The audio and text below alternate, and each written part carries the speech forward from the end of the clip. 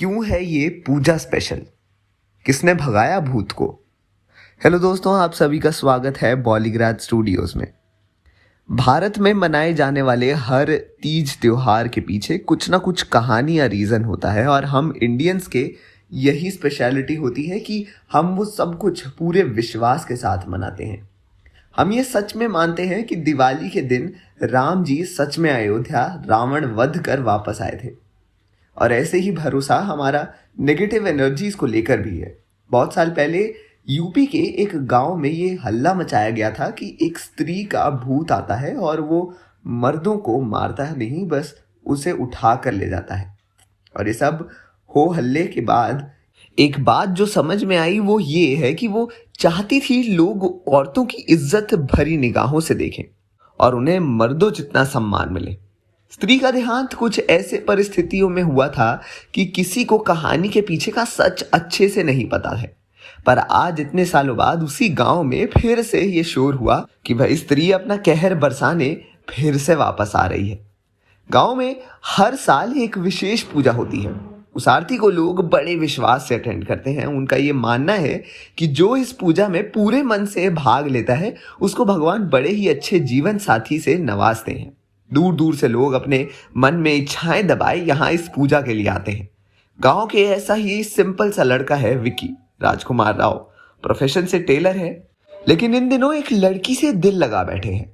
लड़की जो श्रद्धा कपूर है, कौन है, कहां से आई है, किसी को नहीं पता, लेकिन अब विकी को उन्हीं से शादी करनी है। दोनों मिलकर गांव के ऊपर से ये स्त्री का साया हटाना चाहते हैं। अब पंडित जी की मदद से वो ऐसा करने में कामयाब भी हो जाते हैं और इसके बाद वो लड़की बिना कुछ बताए बस एक दिन विक्की से मिलकर गायब हो जाती है। ऐसे ही साल बीतते हैं और विक्की बस उस लड़की को याद करता रहता है।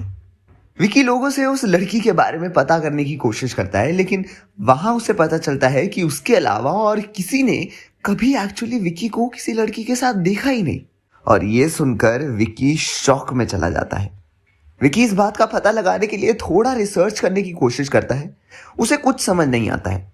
बहुत पता करने पर दूर लखनऊ के एक विद्या के बारे में पता चलता है कि वो ऐसी माइथोलॉजिकल चीजों पर कई साल से रिसर्च कर रही हैं और वही बहुत साल पहले आकर स्त्री के बारे में सबको आगाह करके गई थी।